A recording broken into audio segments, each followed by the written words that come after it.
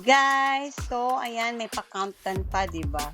So gusto ko lang naman sana i-share sa inyo yung mga ginawa ko as a fuzzy wire designer. Char, designer 'yon. Ayan, yung first na ginawa ko is for my daughter. And this one is also for my daughter. Bibigay niya sa teacher niya. And this naman is ibebenta ko siya for other na pangbigay din nila sa mga teacher nila.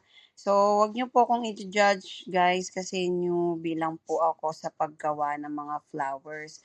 Ito naman yung tig-20 natin. Ito is for only 70 pesos. Ayan, sulit na sulit po talaga yung ibabayad ninyo.